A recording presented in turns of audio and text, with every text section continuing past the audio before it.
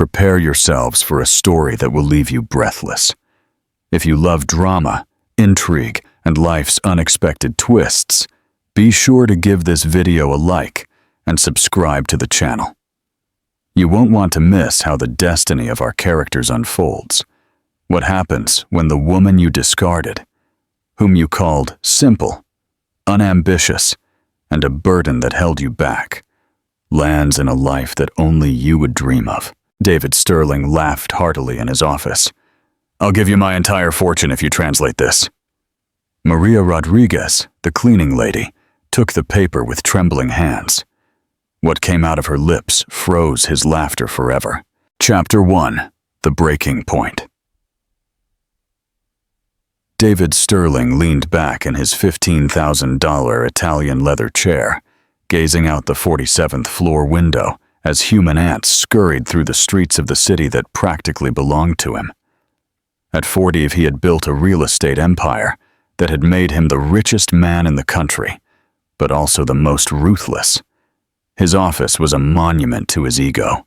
Black marble walls, artworks that cost more than entire houses, and a panoramic view that constantly reminded him he was above everyone. But what David enjoyed most was not his wealth, but the power it gave him to humiliate those he considered inferior. "Mr. Sterling," his secretary's trembling voice interrupted his thoughts through the intercom. "The translators have arrived." "Let them in," he replied with a cruel smile. "It's showtime." For the past week, David had spread the word throughout the city about a challenge he considered absolutely impossible. He had received a mysterious document as part of a family inheritance, written in multiple languages that no one had managed to fully decipher. It was an ancient text, with characters that seemed to blend Arabic, Mandarin, Sanskrit, and other languages that even experts couldn't identify. But David had turned this into his favorite game of public humiliation. "Ladies and gentlemen," he exclaimed, as the 5 most prestigious translators in the city nervously entered his office. "Welcome to the challenge that will make you millionaires, or the most public failures of your careers." The translators looked at each other uneasily. There was Dr. Evans, a specialist in Asian languages; Professor Lee, an expert in Chinese dialects; Ahmed Al-Hassan, an Arabic and Persian translator; Dr. Petrova, a linguist specializing in dead languages; and Robert Smith, who boasted of knowing more than 20 languages. "Here's the document." David waved the ancient papers as if they were a rag. "If any of you, these supposed language geniuses, manage to fully translate this text, I'll give you my entire fortune, all of it. We're talking about $500 million. The silence in the room was deafening. The translators were breathless at the magnitude of the offer. "But," David continued with a sadistic smile, "when you fail miserably, as I'm sure you will, each of you will pay me $1 million for wasting my time. And what's more, you'll have to publicly admit you're charlatans." "Mr. Sterling," Dr. Evans stammered, "that amount is excessive. None of us have—" "Exactly." David stood up abruptly, slamming the desk. "None of you have $1 million because none of you are worth $1 million. But I have 500 million because I am superior to all of you." The tension in the room could be cut with a knife. The translators exchanged glances of horror and humiliation. "What's wrong?" David began to walk around them like a predator stalking its prey. "You don't feel so confident in your abilities anymore? You don't want to show how smart you are?" At that moment, the door opened silently. Maria Rodriguez, 52, entered with her cleaning cart. She had been working in that building for 15 years, always invisible to men like David. Her navy blue uniform was impeccable, even though she had started her shift at 5 in the morning. "Excuse me, sir," Maria murmured, her head bowed. "I didn't know you had a meeting. I'll come back later." "No, no, no!" David stopped her with a cruel laugh. Stay. This is going to be fun. Look, everyone. Here we have Maria, our dear cleaning lady. Maria, tell these experts what your level of education is. Maria felt the heat rise to her cheeks. Sir, I only finished elementary school. Elementary school? David clapped sarcastically. And here we have 5 doctors and professors who probably can't do what Maria does every day. Clean my shoes properly. The translators looked at the floor, feeling ashamed not only for the humiliation directed at them, but for witnessing how David treated Maria. In fact, David had an idea that he found hilarious. Maria, come closer. I want you to see this. Maria approached slowly, her hands clutching the handle of her cart. Look at this document. David put the papers in front of her eyes. These 5 geniuses can't translate it. Can you? It was a rhetorical question, a cruel joke designed to humiliate both Maria and the professional translators. Maria looked at the papers, and something strange passed through her eyes. For a moment, which went unnoticed by everyone except Professor Lee, Maria seemed to recognize something in the text. I don't know how to read those things, sir, she replied in a low voice. Of course not. David exploded in laughter. A cleaning woman who barely finished elementary school, while these supposed university experts can't either. He turned to the translators, his voice becoming venomous. Do you realize the irony? You've charged fortunes for years translating documents, and now you can't do something that even Maria, who cleans toilets for a living, couldn't do. Maria gritted her teeth. For 15 years, she had endured comments like these, but something in David's dismissive way of referring to her work hurt her more deeply than usual. But enough games. David returned to his desk. Dr. Evans, you first. Show me why you charge $200 an hour. Dr. Evans approached the document with trembling hands. For 20 minutes he tried to decipher the characters, but it was clear he was struggling. The text seemed to shift between different writing systems in a way that followed no known logical pattern. This seems to be a mixture of several ancient languages, but the structure— Time, David interrupted. Next. One by one, each translator tried and failed. Some managed to identify loose words in different languages, but none could create a coherent translation of the entire text. With each failure, David became more cruel in his comments. Pathetic. And I thought you had brains. My gardener probably understands more languages than you do. Maria watched everything from the corner, and with each insult from David, something grew inside her. It wasn't just indignation at how he treated her, but at how he humiliated these people who had clearly dedicated their lives to study. When the last translator, Robert Smith, failed in his attempt, David stood up with his arms outstretched in a triumphant gesture. I knew it! All of you are frauds. Charlatans who have been stealing people's money for years with your supposed knowledge. Mr. Sterling, Dr. Petrova tried to reason. This document is extraordinarily complex.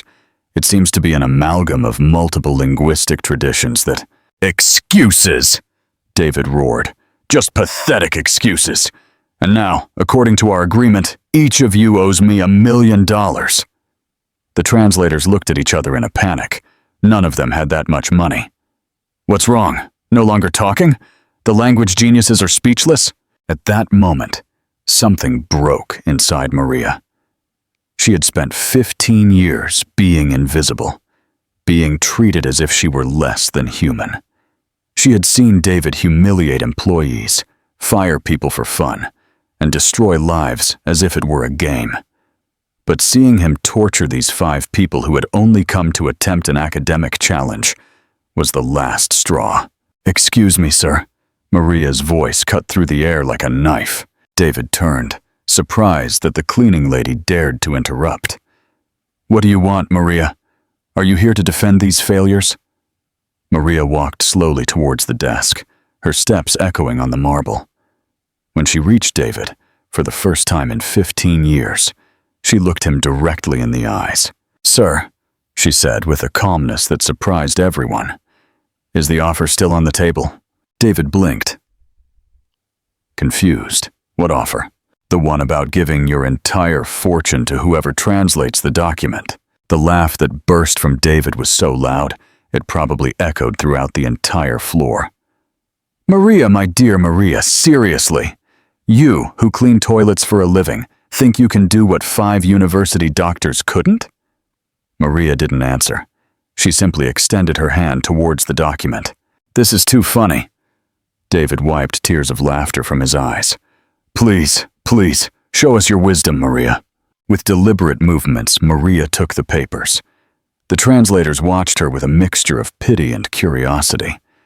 It was painful to see David mock this woman, who clearly had no idea what she was getting into. Maria looked at the document for a long moment. The silence became uncomfortable. David kept laughing. "What's wrong, Maria? Have you figured it out yet?" But his words cut off abruptly. Maria had started to speak, and the words that came out of her mouth left everyone in the room paralyzed. Because Maria Rodriguez, the cleaning lady who supposedly had only finished elementary school, was reading the document in perfect classical Mandarin. David's laughter froze on his face, transforming into a look of absolute shock he would never forget.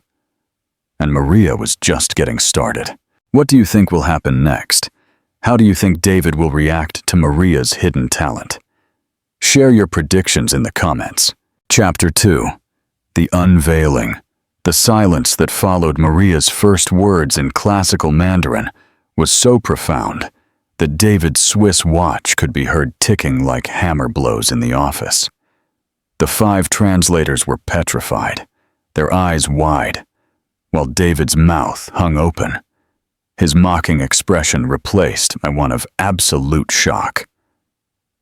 Maria continued reading with a fluency that made it clear she not only understood the language, but mastered it with a precision that bordered on the impossible. Her pronunciation was perfect, with tones that indicated years of study and practice. The words in classical Mandarin flowed from her lips like ancient music, laden with meaning and authority. Dr. Evans was the first to react, slowly approaching Maria as if witnessing a miracle. That's Tang Dynasty Mandarin," he murmured, his voice trembling. "That pronunciation is absolutely perfect." David's jaw had completely dropped. For 15 years, this woman had been in his office, had cleaned his desk, had emptied his wastebasket, and never, not once, had she shown even a hint of knowing a second language. And now she was speaking one of the world's most complex dialects with the fluency of a master. But Maria didn't stop there.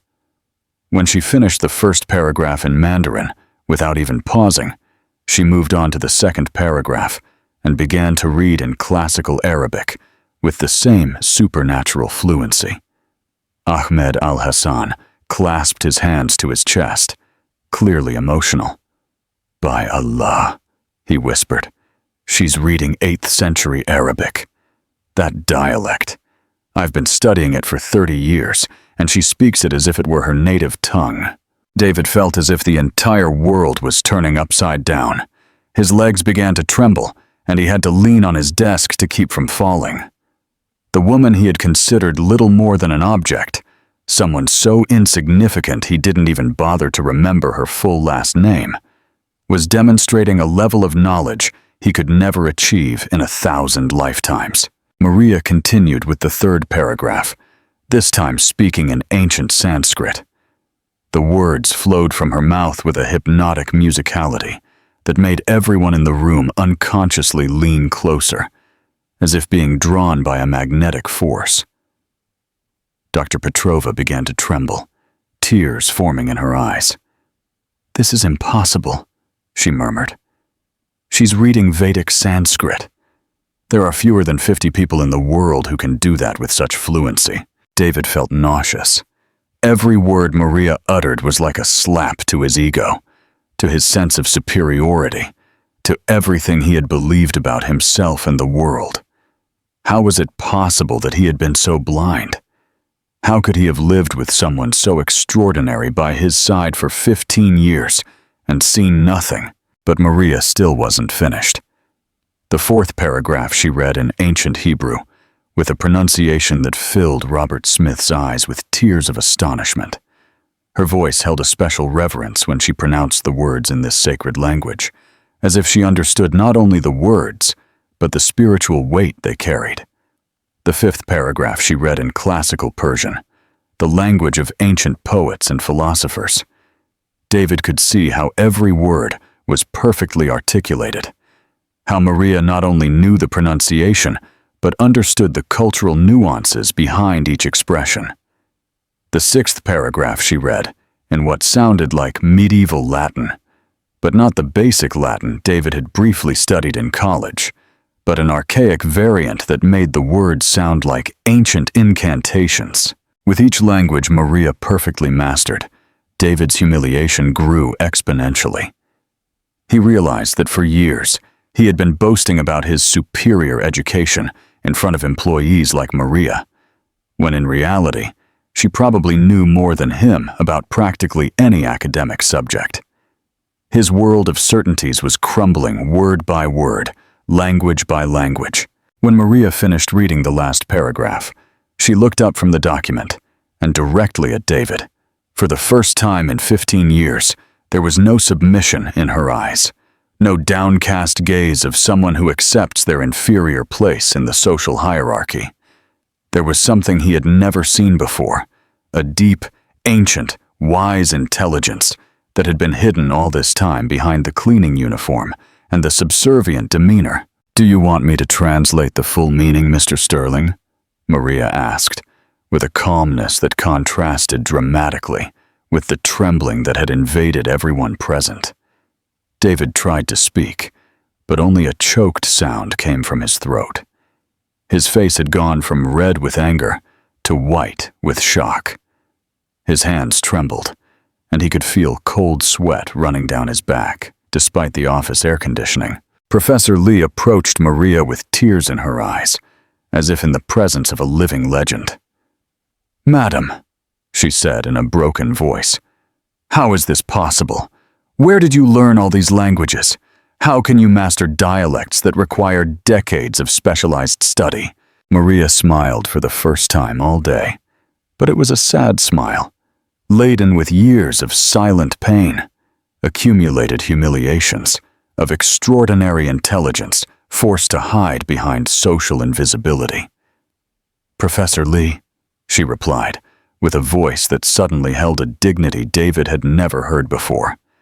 "Not all who clean floors were born to clean floors, and not all who work in offices deserve to be there."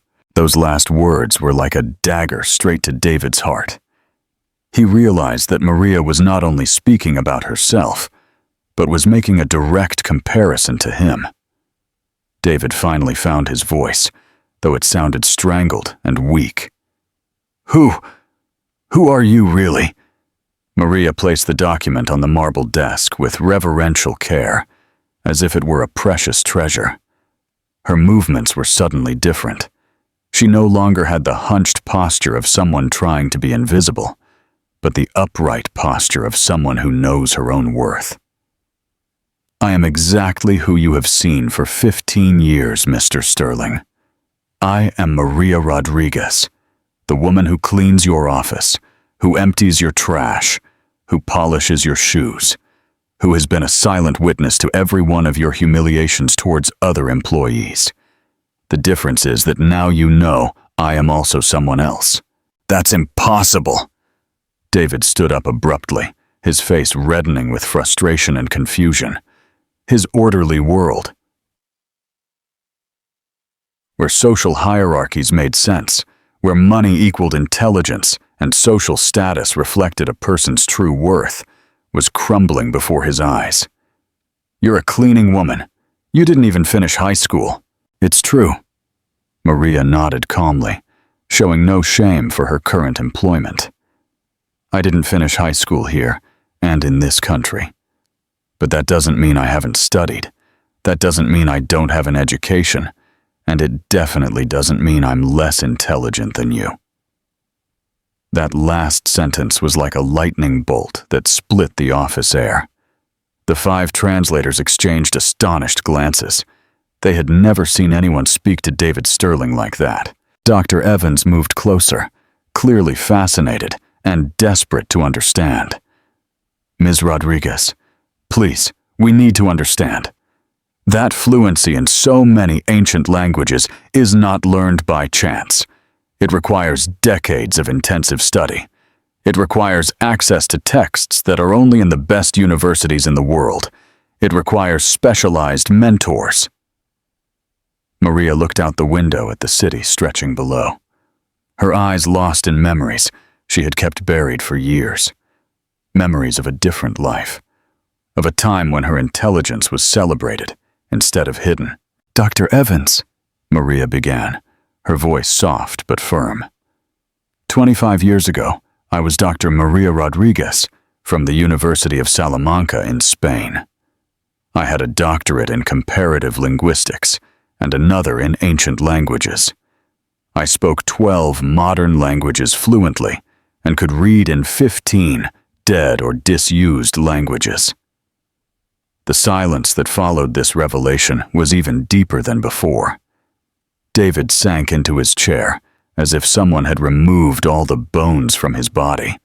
His mind struggled to process the information, to reconcile the image he had of Maria with this new reality. "I was working on an international project to translate ancient texts," Maria continued, her voice taking on a different quality, as if she were remembering a person she had been in another life. "I was considered one of the best in my field worldwide. I had a beautiful home, a bright future, international recognition, invitations to lecture at the best universities in the world." David felt as if he had been kicked in the stomach. For 15 years, he had boasted in front of Maria about his business contacts, his successful investments, his supposed intellectual superiority. And it turned out she had had a more prestigious academic career than anything he had ever achieved. "What happened?" Dr. Petrova whispered, with a mixture of fascination and horror in her voice. Maria closed her eyes for a moment, as if the words she was about to say caused her physical pain, even after all these years. "My husband. He was also a university professor, but he always felt that my success overshadowed his. During years, I endured his subtle comments, his constant attempts to minimize my achievements, his jokes about how I worked too hard to compensate for being just a woman in a field of men." She paused, her voice breaking slightly with the weight of painful memories. "But when I received an offer to head the Department of Classical Languages at Oxford, when I was offered what would have been the most prestigious position in my field." The office was so silent that the breathing of every person present could be heard. "One night I came home early from a conference, and I found him in our bed with his graduate student. When I confronted him, he showed not a shred of remorse. He told me I was too ambitious a woman, that no real man could be with someone who always tried to be smarter than him, that it was unnatural for a wife to be more successful than her husband." David felt something strange stirring in his chest. For the first time in years, it wasn't superiority or contempt. It was something akin to discomfort? Shame? He wasn't sure, but whatever it was profoundly uncomfortable. "But that sexual betrayal wasn't the worst," Maria continued, her voice growing stronger. "The worst was discovering that for months he had been systematically sabotaging my work. He had altered my research. He had sent letters to colleagues lying about my professional character. He had even forged documents to make it look like I had plagiarized other academics' work." "My God," Ahmed al-Hassan murmured, clasping a hand to his heart. "When I tried to defend myself, no one believed me. He was very respected, very charismatic. He convinced everyone that I was having a nervous breakdown, that I was making up accusations out of jealousy. My reputation was destroyed in weeks. Job offers disappeared. Doors closed. Colleagues who had been my friends for years stopped returning my calls. Maria looked directly at David, and he could see decades of pain, humiliation, and loss in her eyes. And when I tried to start over in another country, I discovered I was pregnant. Professor Lee put a hand to her heart. You had a daughter? I have, Maria corrected with firmness and pride. Lily is now 24. She's a pediatric cardiology specialist. She graduated with highest honors from university. She's the best thing I've ever done in my life. David realized he had been holding his breath. Maria's story was like one punch after another to the stomach, and for the first time in his life, he felt genuinely ashamed of his actions, of his arrogance, of everything he represented. Chapter 3. The confrontation and transformation. David remained motionless in his leather chair, feeling as if he had just woken from a 15-year dream to discover he had been living in a nightmare of his own creation. His hands trembled as he processed the magnitude of what he had just heard. The woman he had treated as if she were invisible for a decade and a half, as if she were less than human, was in reality more brilliant than anyone he had ever met in his entire life. Maria continued her story, and each word was like a deeper stab into David's conscience. Then I came here, Maria said in a voice that now held a dignity David had never noticed. Without documents that could verify my education, without references anyone would believe, without anything except my desperate need to support my daughter and give her the life she deserved. And all these years, Robert Smith began, his voice laden with awe and respect. All these years, you've been cleaning offices for men who have a fraction of your education. Yes, Maria replied, looking directly at David. I've listened to your intellectual conversations about topics I mastered when you were still learning to read. I've seen how you treat other employees, how you assume that money and intelligence are the same thing, how you confuse financial success with human superiority. David felt each word was a hammer blow directly to his soul. For years, he had boasted in front of his employees about his business achievements, his smart investments, his supposed superior vision for business. And now he realized that Maria had been there, listening to everything, knowing that his brilliant insights were basic compared to the knowledge she possessed.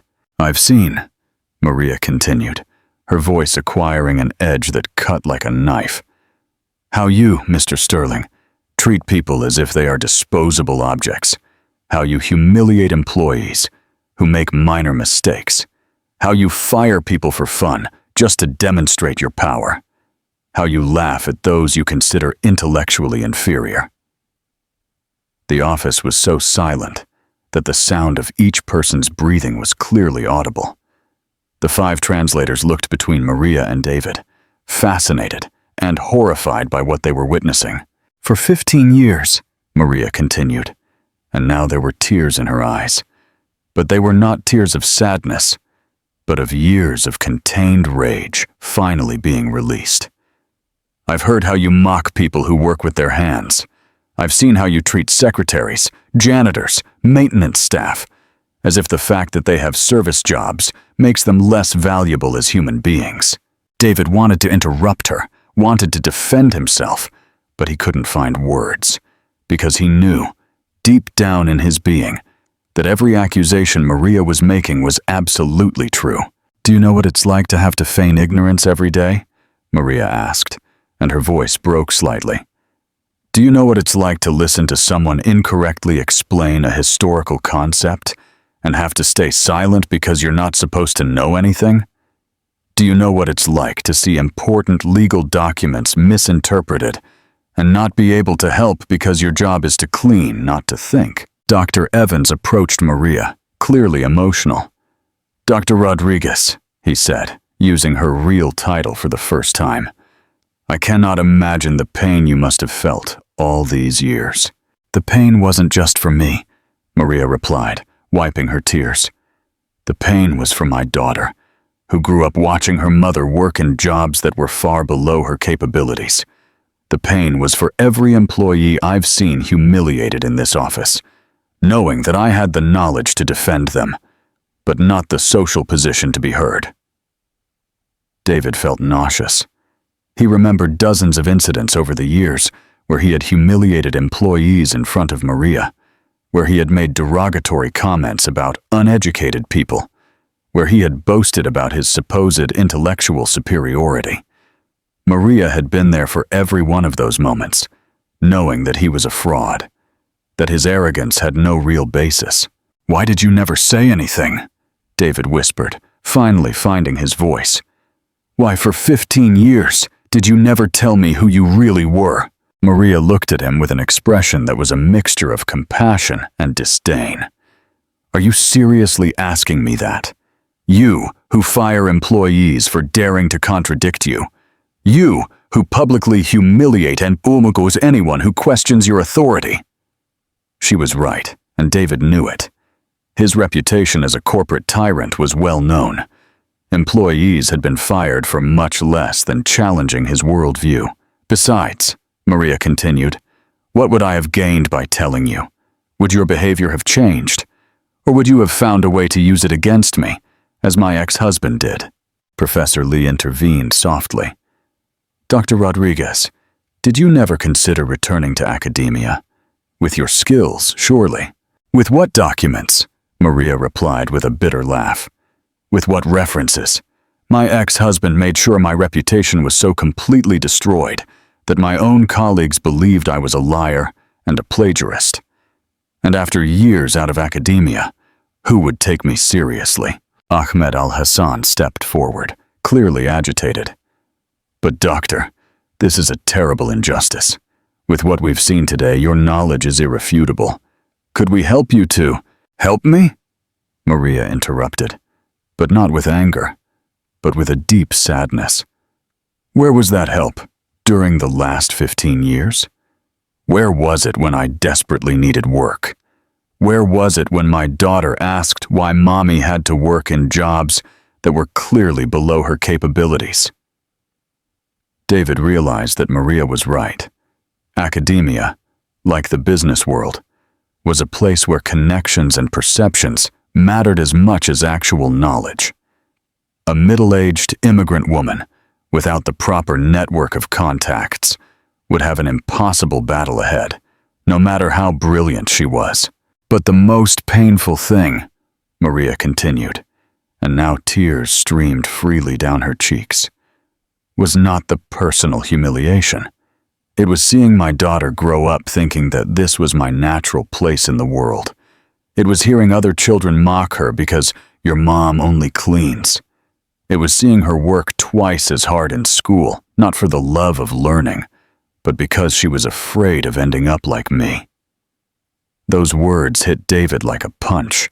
He realized that his arrogance and classism had not only harmed Maria, but had affected an entire generation. Maria's daughter had grown up seeing her brilliant mother treated as if she were stupid, and that had left scars that would probably last a lifetime. "Does your daughter know?" Dr. Petrova asked softly. "Lily knows I studied in Spain, but she doesn't know the full details. She doesn't know about my previous academic career. She doesn't know about her father's betrayal. She doesn't know how far I fell," Maria replied. "I wanted to protect her from that bitterness. I wanted her to grow up believing she could achieve anything, not fearing that someone could take it all away from her, as happened to me." David realized he had been holding his breath throughout Maria's explanation. His entire world had been turned upside down. For years, he had operated under the belief that social hierarchies made sense, that people were in their positions because those positions reflected their true worth. Maria had completely destroyed that belief. The document you just heard. Maria turned again towards the text she had translated. It's a 7th century text about the true nature of wisdom and wealth. It talks about how arrogance blinds the powerful, and how true enlightenment is often found in the most humble places. She picked up the paper and began to translate into English, her voice clear and firm. True wisdom does not dwell in golden palaces, but in humble hearts. Real wealth is not counted in coins, but in the ability to see dignity in every soul. He who believes himself superior by his possessions is the poorest of all men, for he has lost the ability to recognize the light in others. Each word was like an arrow aimed directly at David's heart. He realized that the document was not just a linguistic challenge. It was a mirror that reflected exactly what he had become and what he had lost in the process. True power, Maria continued, does not come from the ability to humiliate others, but from the ability to uplift them. And when a powerful man discovers that he has been blind to the wisdom that surrounded him, that is the moment of his true awakening, or his eternal condemnation. The room fell into absolute silence when Maria finished. David realized that he had not only lost a bet, he had lost something far more valuable. He had lost 15 years of the opportunity to meet one of the most brilliant minds he had ever encountered. He had lost the opportunity to learn from her, to be a better person through her example. Worse still, he had lost himself in the process. He had become exactly the kind of person the ancient document described. Someone so blinded by his own arrogance that he had lost the ability to see value in others. Maria folded the document carefully and placed it on the marble desk. "There is your complete translation, Mr. Sterling," she said, with a dignity that David could now clearly see. "I believe you know the terms of the agreement." David looked at her, and for the first time in decades, he didn't know what to say. He realized that he not only owed Maria Rodriguez $500 million, he owed her an apology for 15 years of willful blindness, for 15 years of unnecessary humiliations, for 15 years of wasting the presence of an extraordinary mind. And the most terrifying thing of all was that he was realizing that some things could not be bought with money. Some things, like lost respect and stolen dignity, were irreplaceable, and he had just discovered that he had been ruining something precious for 15 years without even realizing it. The question now was, what was he going to do about it? What do you think David will do now? Will he pay Maria? Will he change? Share your thoughts in the comments. Chapter 4. Redemption and Legacy. The silence in the office had become so dense it seemed to have physical weight. David remained motionless for what felt like an eternity, processing not only Maria's words, but the full magnitude of what he had discovered about himself. For the first time in his adult life, he was facing a truth he could not buy, manipulate, or ignore. His eyes moved slowly around the room, taking in every detail as if seeing them for the first time. The expensive artworks hanging on the walls, the designer furniture, the imported marble desk. Everything he had considered symbols of his success now seemed empty, hollow, without real meaning. What value did all these possessions have when for 15 years he had been sharing his space with someone infinitely more valuable and had never realized it? Maria still stood in front of his desk, no longer with the hunched posture of a cleaning employee, but with the dignity of a distinguished academic who had been forced to hide her true identity for too long. The 5 translators surrounded her as if she were a celebrity, their expressions mixing admiration, shame, and a deep fascination for what they had witnessed. David finally stood up, his legs trembling slightly. When he spoke, his voice sounded different, as if something fundamental had changed within him. "Maria," he began, and for the first time in 15 years, he pronounced her name with genuine respect. "I don't know where to begin." "You could start by honoring your word," Maria replied without hesitation. "According to the agreement you yourself established, you owe me $100 million. Maria's directness sent shockwaves through the room. The translators exchanged nervous glances. It was an astronomical amount of money that none of them could even fully comprehend. David nodded slowly. "You're right, completely right. An agreement is an agreement, and you fulfilled your part extraordinarily." He walked to his computer and with mechanical movements began to access his bank accounts. The numbers on the screen confirmed what everyone knew. David Sterling had more than enough money to fulfill his promise. But before making the transfer, David stopped, turning to Maria. "I need to ask you something." Maria raised an eyebrow, waiting. "Why did you do it? Why did you accept the challenge? It wasn't for the money, was it? You've lived on very little for 15 years. If it had just been for money, you would have found a way to reveal your identity much sooner." Maria remained silent for a long moment, considering her answer. When she finally spoke, her voice had a thoughtful quality David had never heard before. "I did it because I was tired," she said simply. "Tired of seeing you humiliate good people. Tired of pretending to be ignorant. Tired of hiding who I really am." But most of all, she was tired of being invisible. David felt as if every word was a gentle but powerful slap. "For 15 years, I have been a silent witness to your cruelty," Maria continued. "I've seen how you destroy the self-esteem of employees who make minor mistakes. I've seen how you mock people who work honestly for a living. I've seen how you treat other human beings as if they were disposable. But when I saw how you humiliated these 5 professionals," Maria gestured towards the translators, "something broke inside me.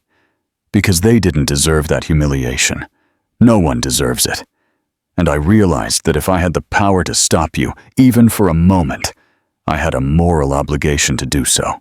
Dr. Evans approached, clearly emotional. "Dr. Rodriguez, what you did today was an act of true courage." "It wasn't courage," Maria corrected. "It was exhaustion. There's a limit to how much a person can endure before they have to act, regardless of the consequences." David realized that Maria had risked her job, her economic stability, everything she had, just to defend 5 strangers who had been unjustly humiliated. The magnitude of that potential sacrifice hit him like a lightning bolt. "What are you going to do now?" David asked, genuinely curious. "With the money, I mean." Maria looked at him with an expression he couldn't interpret. "Do you really want to know?" "Yes, I really want to know. The first thing I'm going to do," Maria said, her voice becoming firmer, "is to make sure my daughter never has to worry about money again. Lily will finish her studies debt-free. She will have the opportunity to specialize wherever she wants. She will be able to follow her dreams without the financial limitations I had to face." David nodded, finding that he completely respected that priority. "Second," Maria continued, "I'm going to establish a fund for service employees who want to continue their education.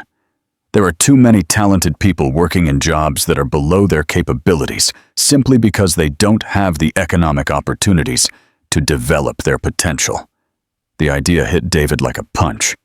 Maria was planning to use her money to help people like her, people whose talent had been ignored or wasted by circumstances beyond their control. And third, Maria paused, looking directly at David, "I'm going to use part of the money to create a program that documents the stories of immigrant workers with higher education who have been forced to work in service jobs, because there are thousands of people like me, and their stories deserve to be told."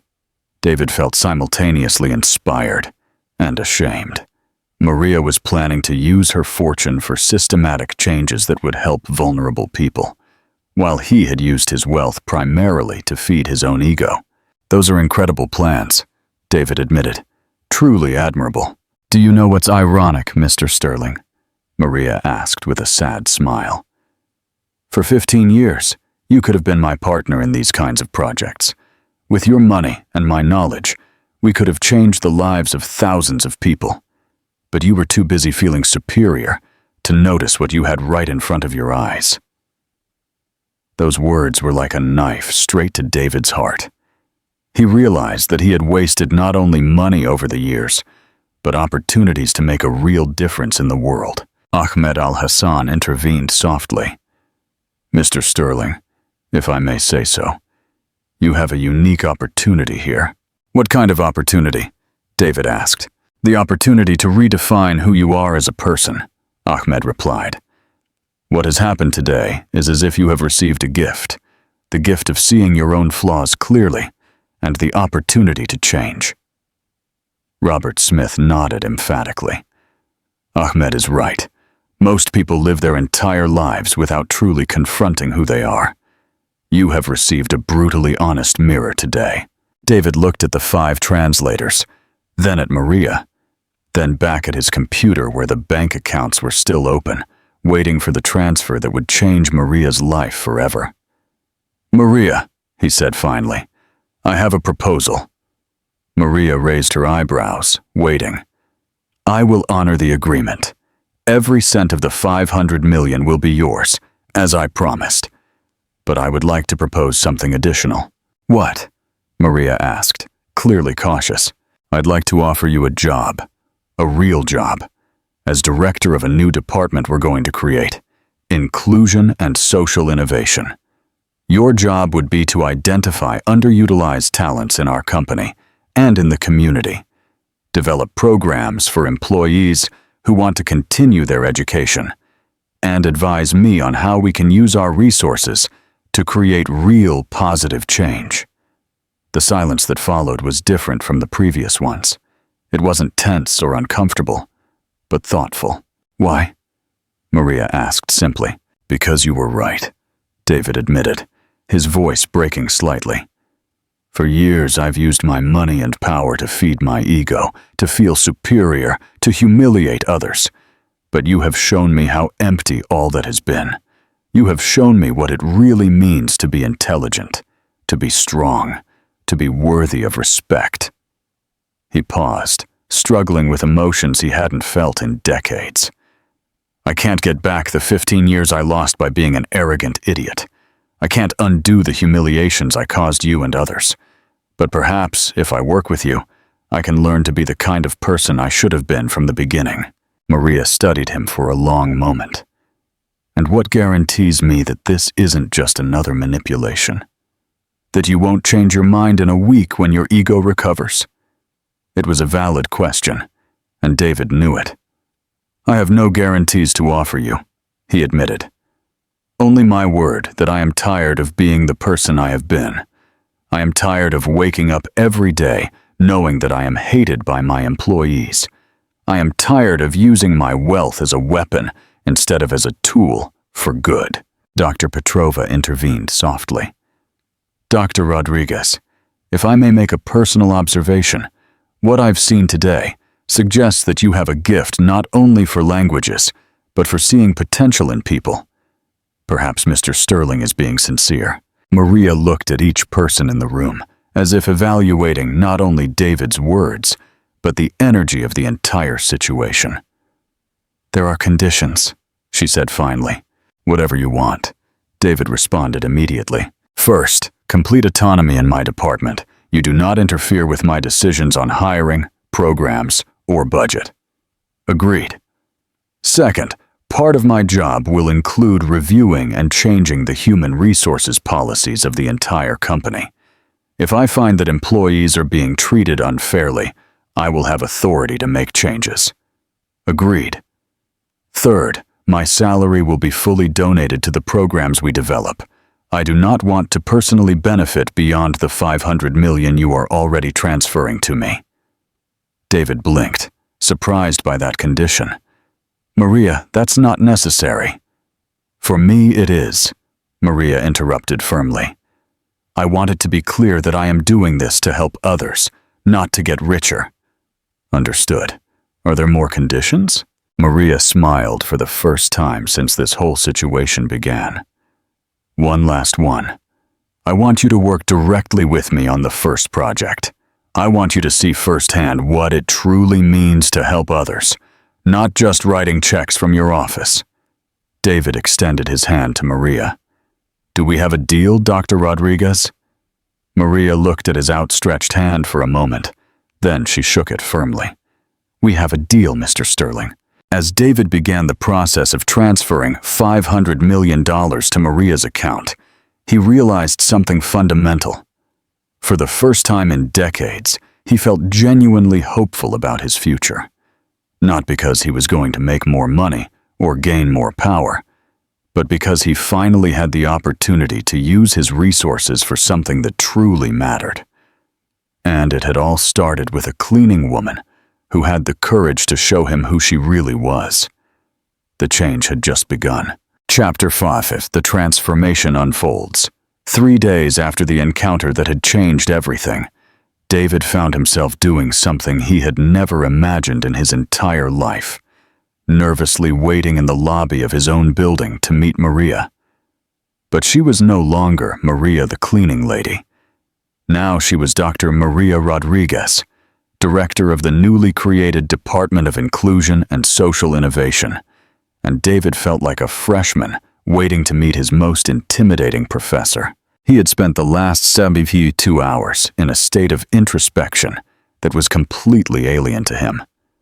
For decades, his days had been filled with business meetings, international calls, and decisions that moved millions of dollars. But now, for the first time, he found himself questioning not only how he had made his money, but what he had been using it for. The transfer of the $500 million had been successfully completed.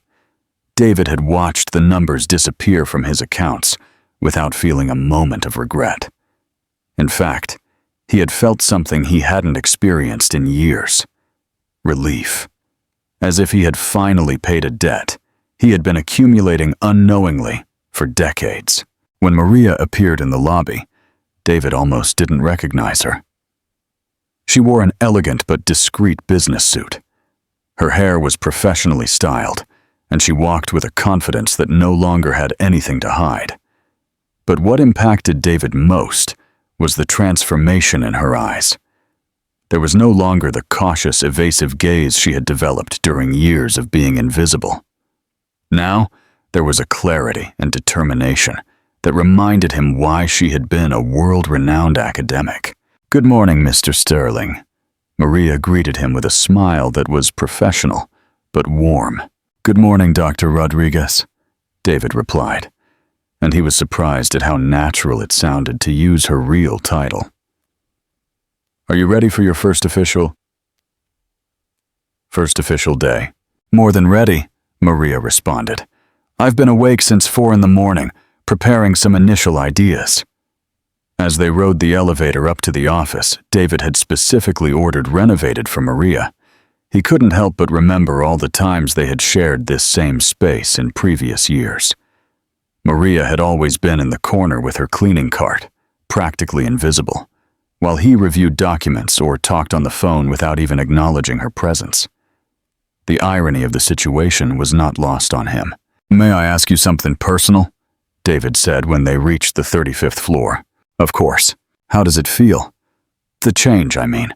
Overnight, your whole life transformed." Maria considered the question as they walked down the hallway to her new office.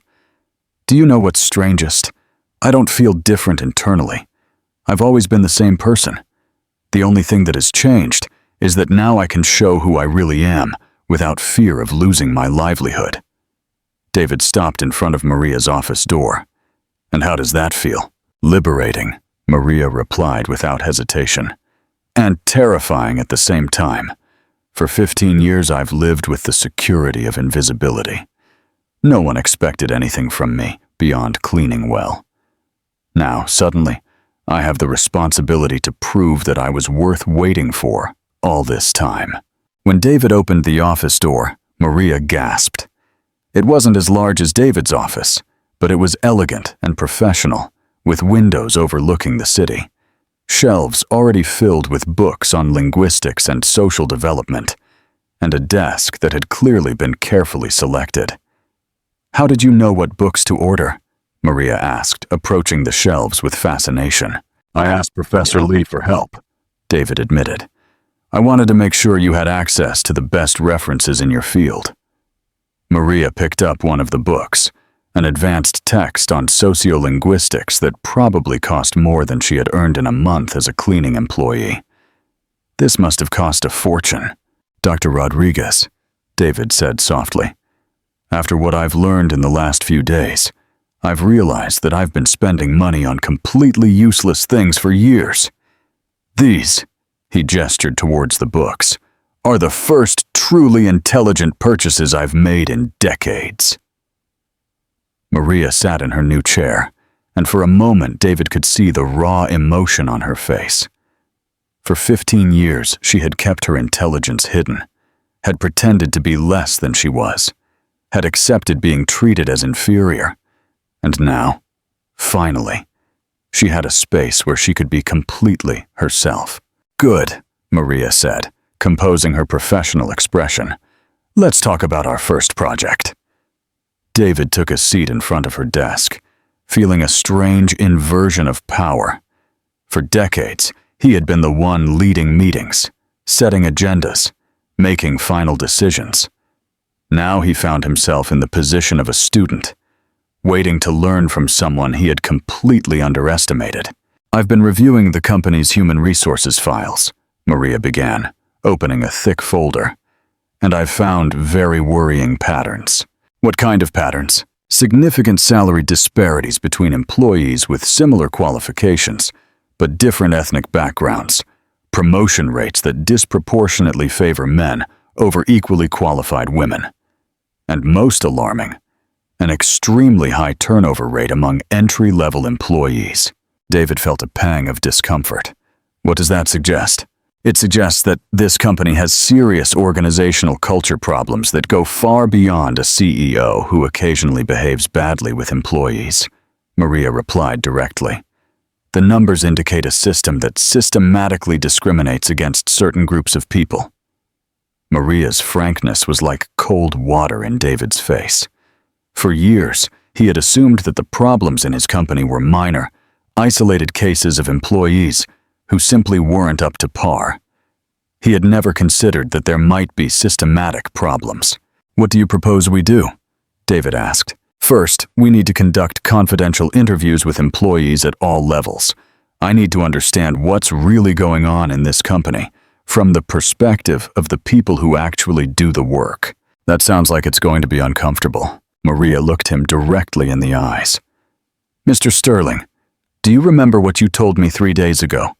That you were tired of being hated by your employees? That you wanted to learn to be a better person?" "Yes."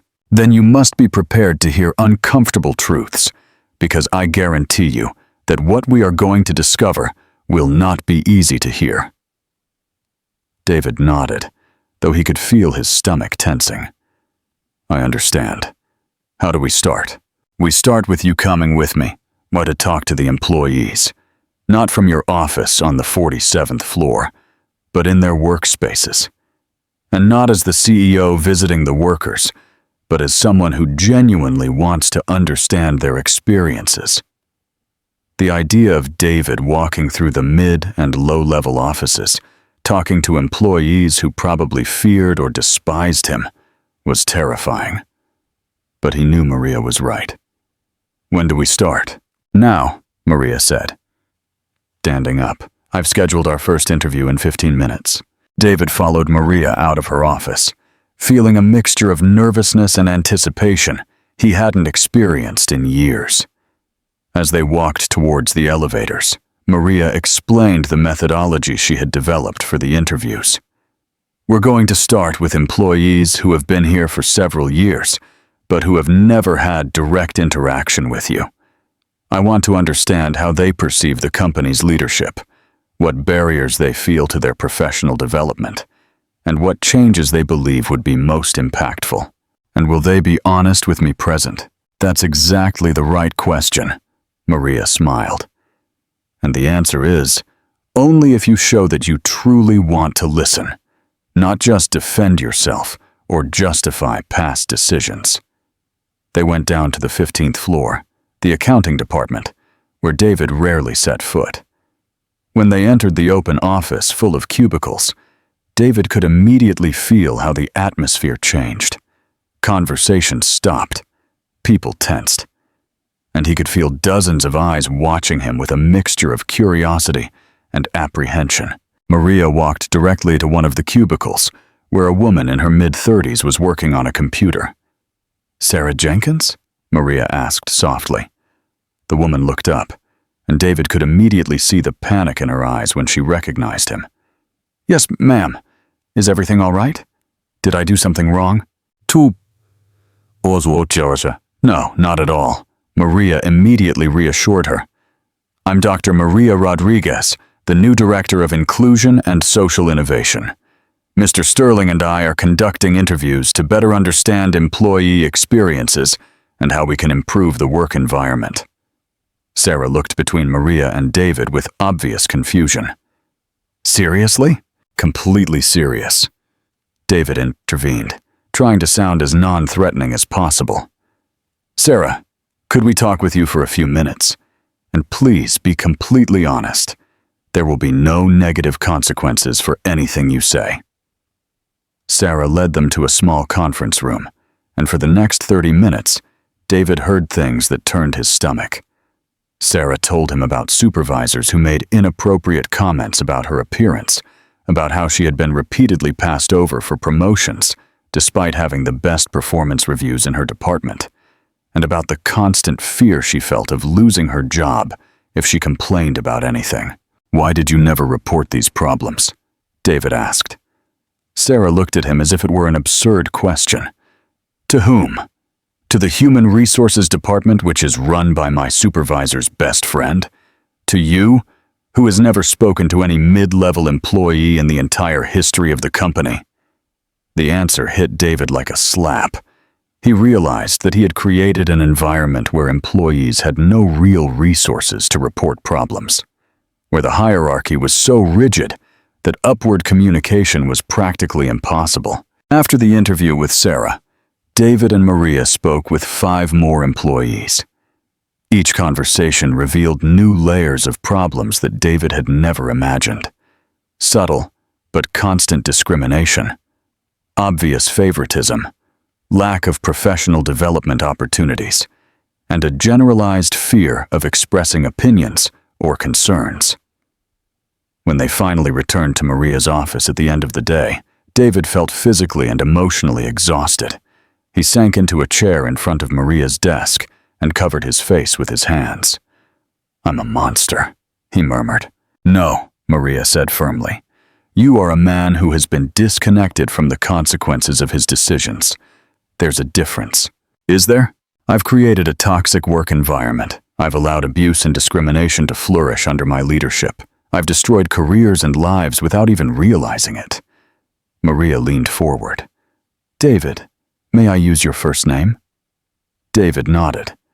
"David, the fact that you feel this way now shows that you are not a monster.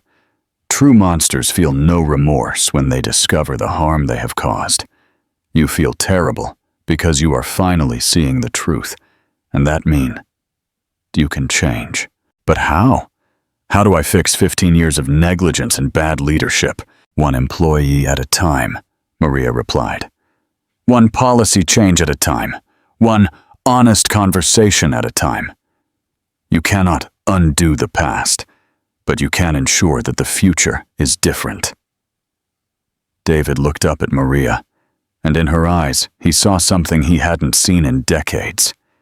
Genuine hope. Not hope of making more money or gaining more power, but hope of becoming a person he could be proud of. "What do we do tomorrow?" he asked. "Tomorrow?" Maria smiled. "We start changing lives, starting with Sarah Jenkins, who is going to receive the promotion she has deserved for 3 years." For the first time in days, David genuinely smiled. "You know what, Dr. Rodriguez?" "What?" "I think this is going to be the hardest and most important job I've ever done in my life." "And I think you're right," Maria replied. "But I also think you're finally ready to do it." As David prepared to leave that night, he realized something fundamental. For the first time in decades, he was excited to go to work the next day. Not because he was going to make more money, but because he was going to make a real difference in people's lives. And that feeling was worth more than all the millions he had earned in his previous life. What do you think of David's change? Do you believe he can truly transform his company's culture? Share your thoughts below. Chapter 5. The transformation unfolds. 2 weeks after the start of the transformation, David found himself facing something he hadn't anticipated. A silent but determined rebellion from his high-level executives. The conference room on the 46th floor was tense as 5 of his most powerful vice presidents watched him with expressions that varied between confusion and barely disguised contempt. "David, with all due respect," began Richard Vance, vice president of operations and one of the company's oldest executives, "I think you've completely lost your mind." David had anticipated this conversation, but that didn't make it any less uncomfortable. For the past 2 weeks, he had implemented a series of radical changes based on Maria's recommendations. Immediate salary increases for undervalued employees, promotions for workers who had been systematically overlooked, and the creation of an employee committee with real power to report problems. "Can you be more specific, Richard?" David replied, trying to keep his voice calm. "Specific?" Richard leaned forward aggressively. "You've given salary increases totaling $3 million in 2 weeks, based on the recommendations of a woman who, until a month ago, was cleaning toilets. You've promoted employees over more qualified people, just because they are women or minorities. And now you want to implement policies that will cost millions more." Training and benefits. Susan White, vice president of finance, added her voice to the chorus of discontent. "David, the numbers don't lie. If you continue down this path, we're going to see a significant decrease in profits. Shareholders are going to demand explanations." David felt a familiar pang of anxiety. For decades, profit numbers had been his moral compass, his measure of success. But now, for the first time, he found himself questioning whether profits should be the only metric that mattered. "And what do you suggest I do?" David asked. Michael Green, vice president of human resources, cleared his throat. "First, you need to undo most of these changes before they get completely out of control. Second, you need to seriously reconsider the role of this Dr. Rodriguez." David felt his temper beginning to rise. "What exactly is your problem with Dr. Rodriguez?" "Do you seriously need us to tell you?" Richard replied with a cruel laugh. "David, you hired a cleaning lady as director of a department you invented out of thin air, no matter how many university degrees she claims to have. She has no real executive experience. She doesn't understand how the business world really works. And frankly," Susan added, "employees are starting to murmur. Some think you're having some kind of midlife crisis.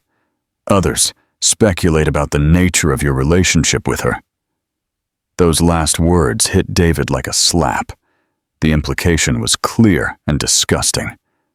"What exactly are you insinuating?" "We're not insinuating anything," Michael replied with false innocence. "We're just reporting what people are saying. And what they're saying is that a man of your position doesn't make such irrational decisions unless he's being influenced." David stood up abruptly, his face reddening with anger. "Enough. I'm not going to sit here and listen to disgusting insinuations about a woman who has shown more professional integrity in 2 weeks than all of you in years. See?" Richard gestured towards David as if proving a point. "This is exactly what we're talking about. You're being irrational, emotional. You're not the same man who built this company." "You're right," David said, surprising everyone in the room. "I'm not the same man, and I'm grateful for that." He walked to the window, looking out at the city stretching below. "Do you know what I've learned in the last 2 weeks? I've learned that for years we've been running this company as if our employees were disposable resources instead of human beings. I've learned that we've been wasting incredible talent because it didn't fit our preconceived notions of who deserves opportunities." He turned to his executives. "And, more importantly, I've learned that we can be more profitable by being better employers, not worse." "That's naive idealism," Susan replied firmly.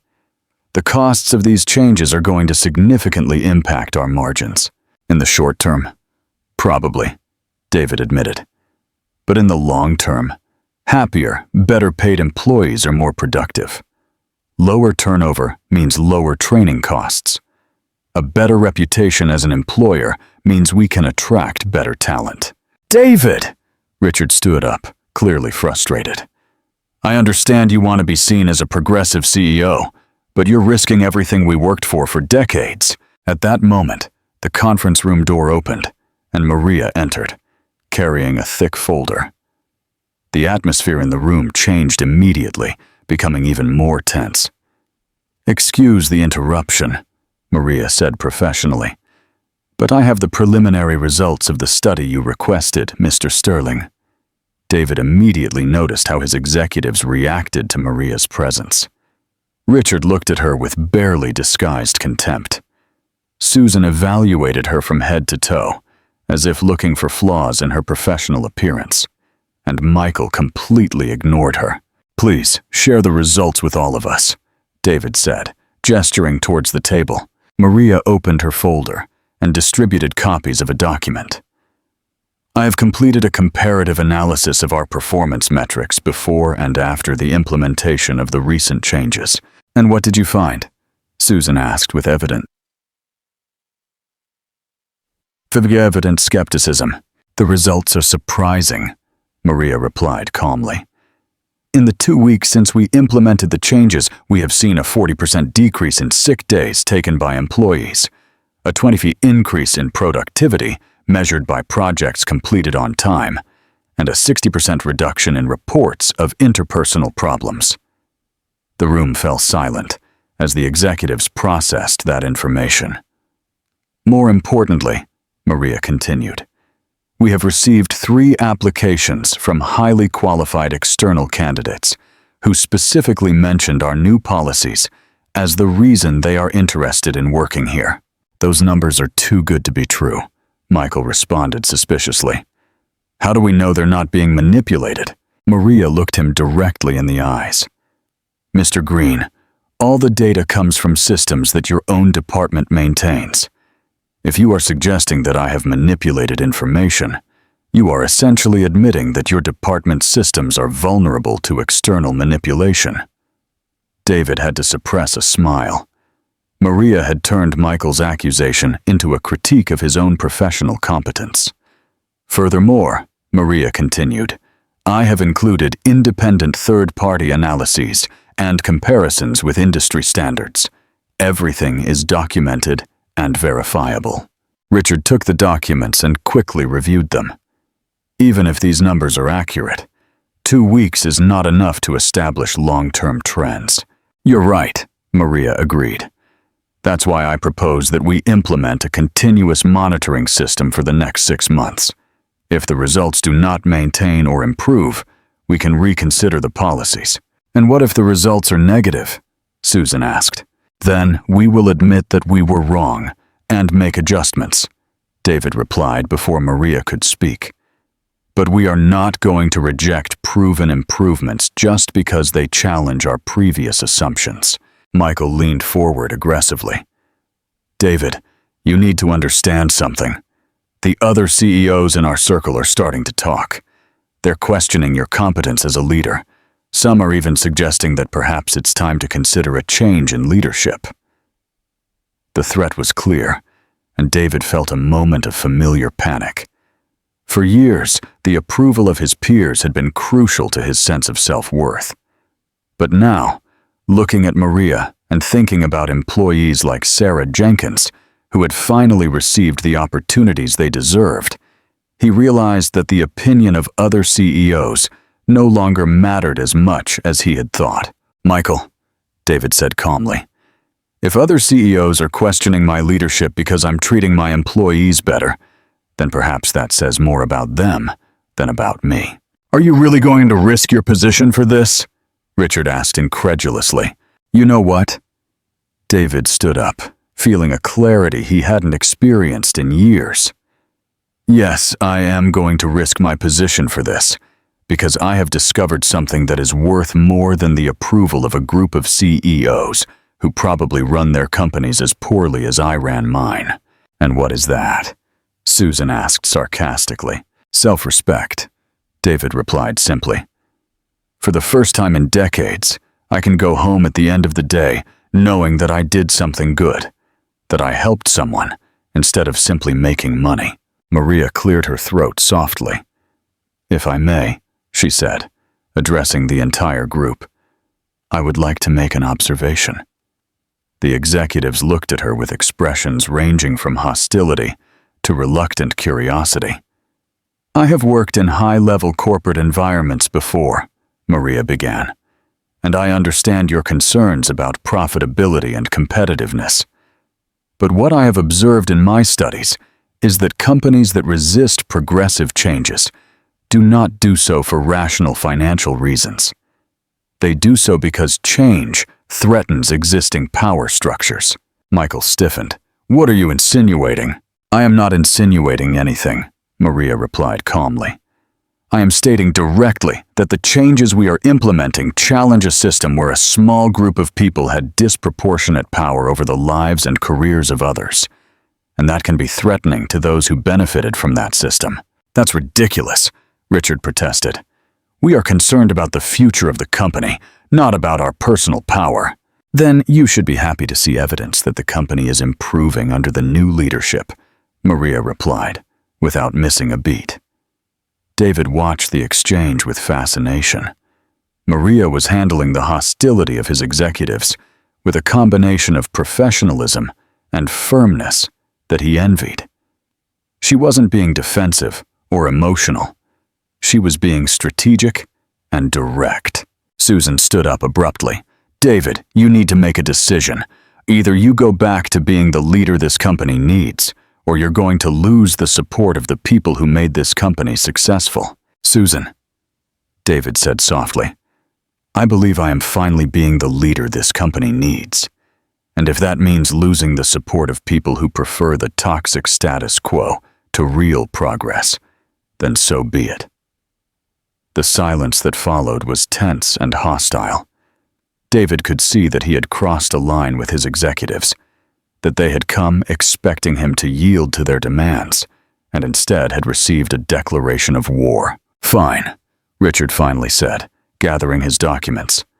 But when this fails spectacularly, and it will, remember that we warned you. And when it succeeds spectacularly, David replied, remember that you had the opportunity to be part of something important and chose to resist. As his executives left the room with expressions of disgust, David felt strangely relieved. For years he had operated under the assumption that he needed everyone's support to be successful. But now he realized that it was more important to have the support of the right people than the support of all people. How do you feel? Maria asked when they were alone. Terrifying, David admitted, but also liberating. For the first time in years, I feel like I'm fighting for something that really matters. It's going to get harder before it gets better, Maria warned him.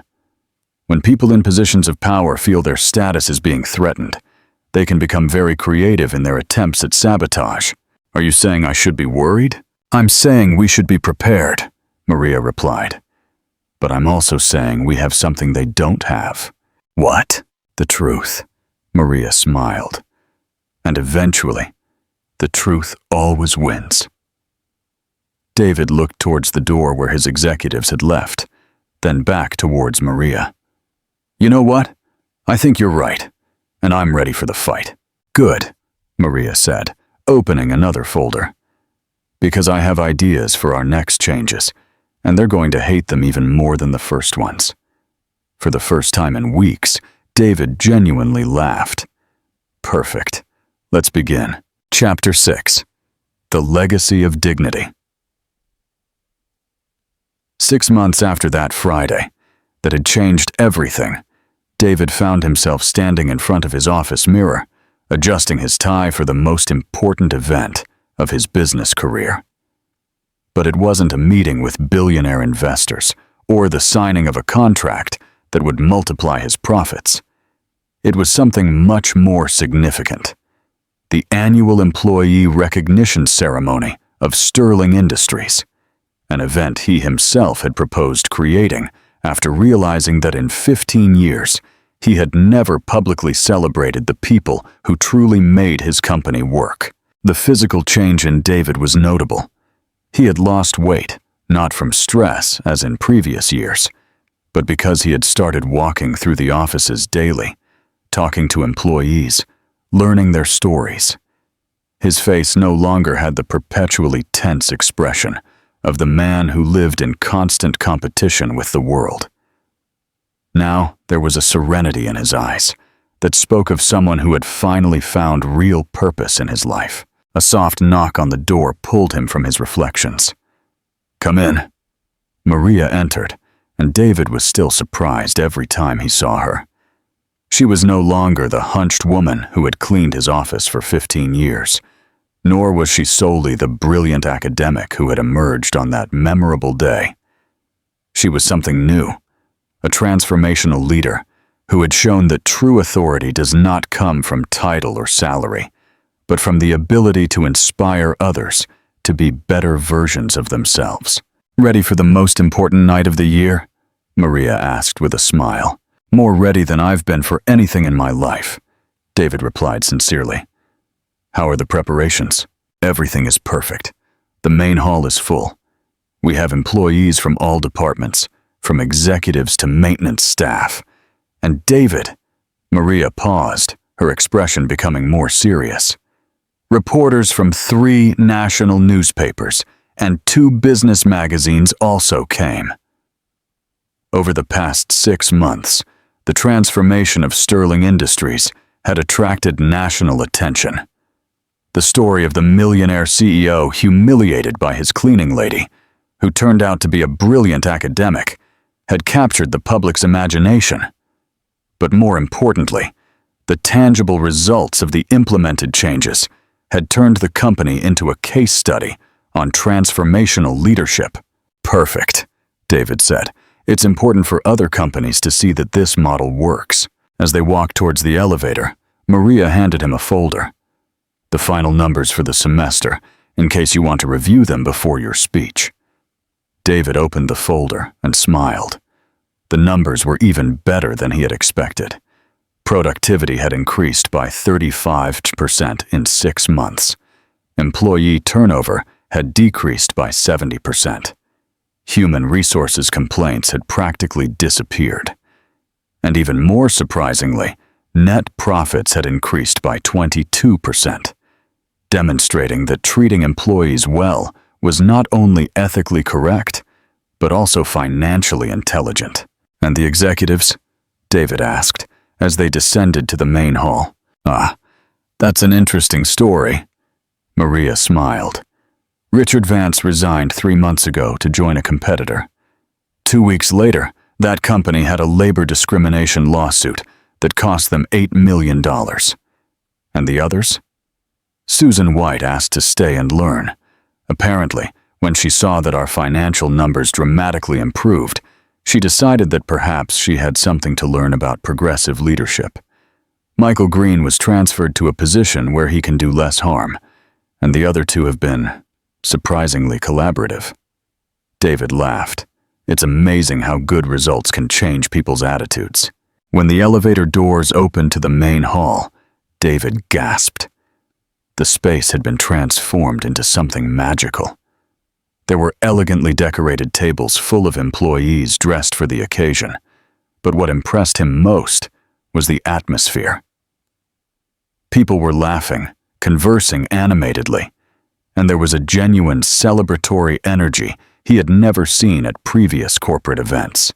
"Mr. Sterling," a familiar voice greeted him. It was Sarah Jenkins, the accounting employee who had been the first to receive a promotion under the new system. She was now a supervisor in her department, and had been named Employee of the Year for her exceptional leadership. "Sarah, you look beautiful tonight," David said sincerely. "How do you feel?" "Like I'm living a dream," Sarah replied, with tears of joy in her eyes. "6 months ago, I thought I was going to be in the same cubicle for the rest of my career. Now, I have a team of 12 people, and we just completed the largest project in the department's history."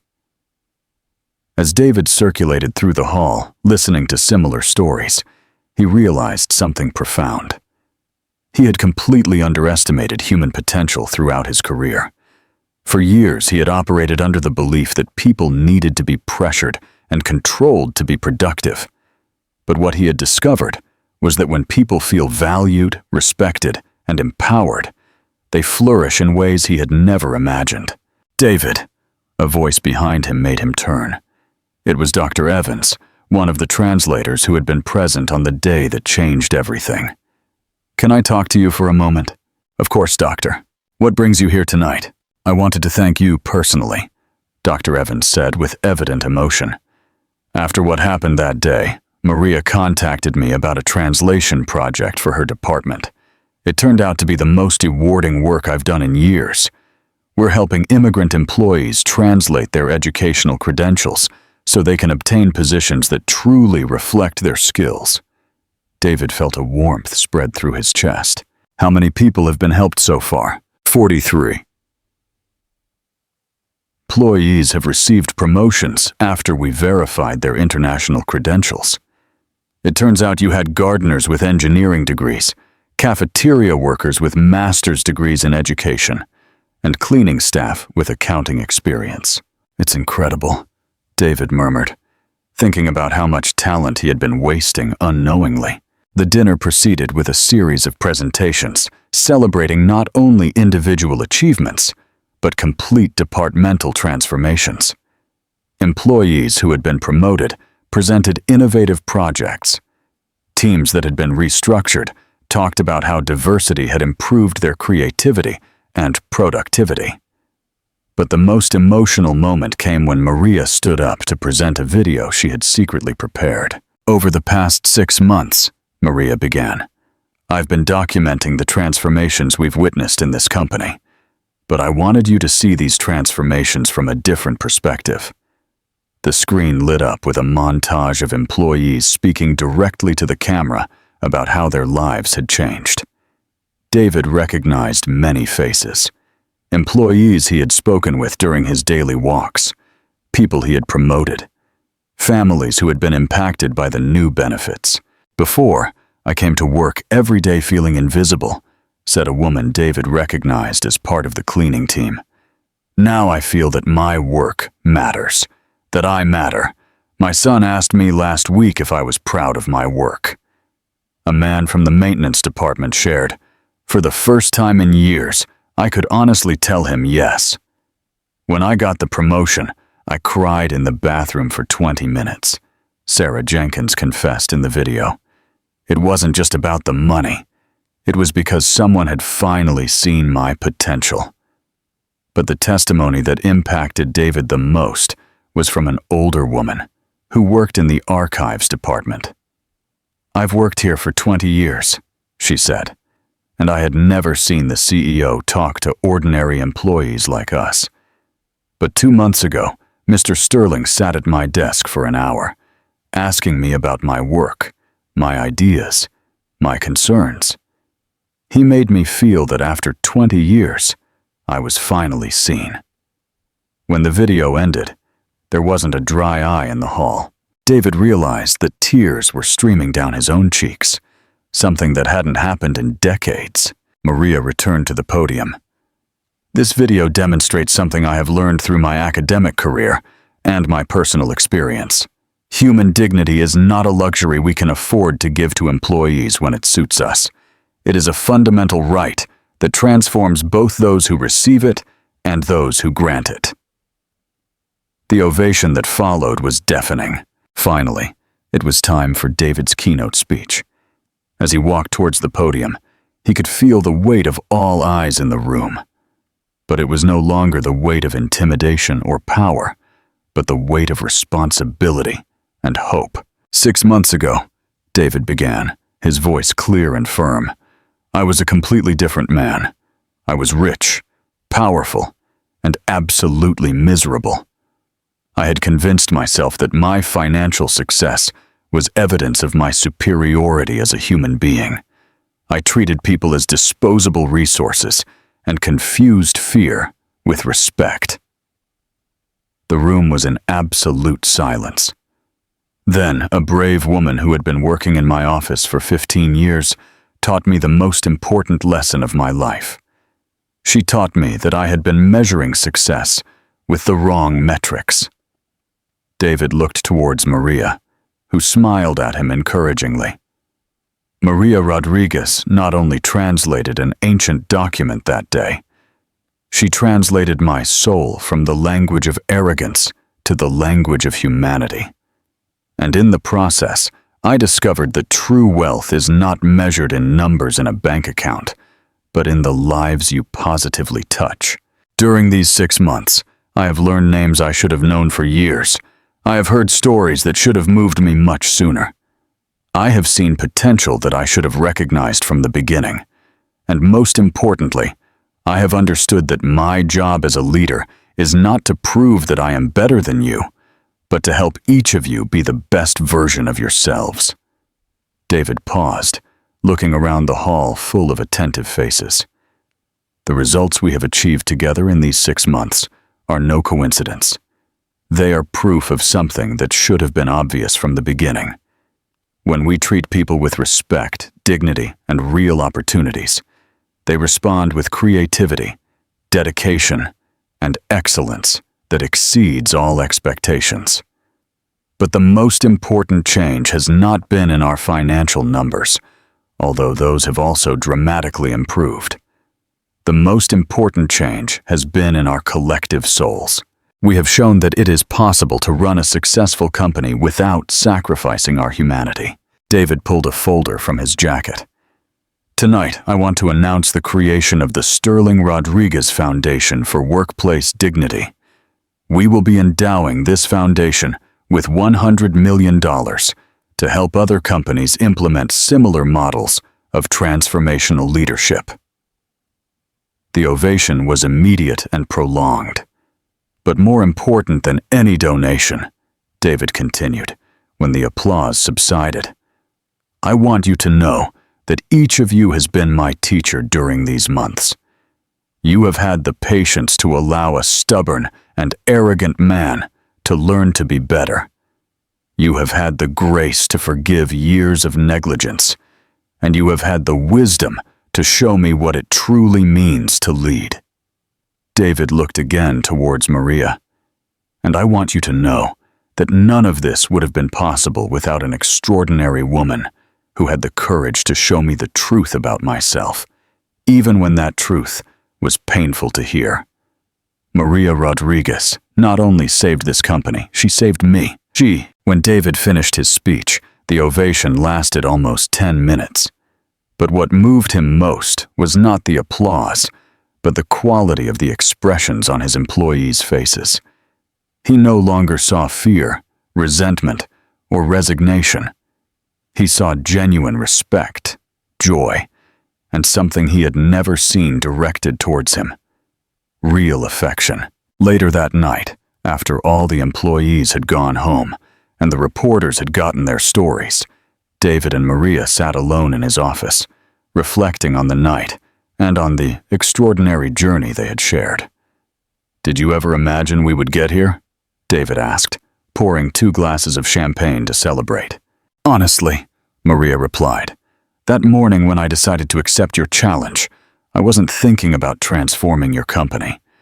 I was just tired of being invisible. And now? How do you feel about everything we've achieved? Maria considered the question carefully. I feel as if I have finally recovered not only my professional identity, but something even more important, my faith in the possibility that people can truly change. Do you know what's most incredible about all this? David asked. What? That my life finally has meaning. For decades I chased money, power, status, thinking that those things would make me happy. But I never understood that true satisfaction comes from knowing that you have made the world a little bit better. Maria smiled. And what comes next? Next, David said, raising his glass. We continue changing lives, one company at a time. One employee at a time, one story at a time. To transformation, Maria toasted. To human dignity, David replied. And to the miracles that happen when we finally see the people in front of us, they added in unison. As they drank their champagne, looking out the window at the city stretching below, both knew that they had been part of something extraordinary.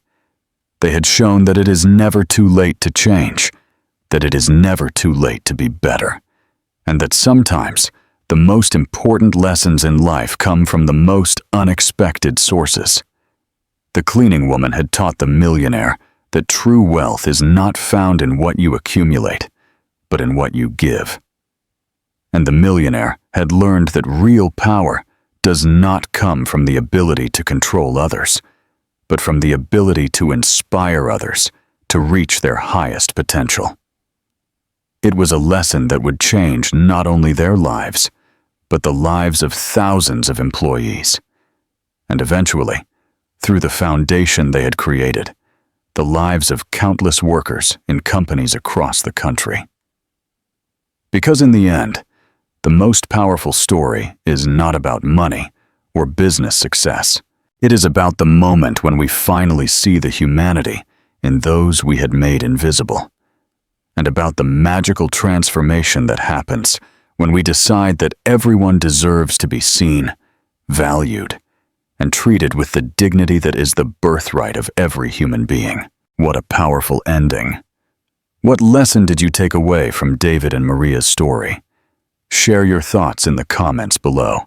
And don't forget to like this video and subscribe to the channel for more inspiring stories.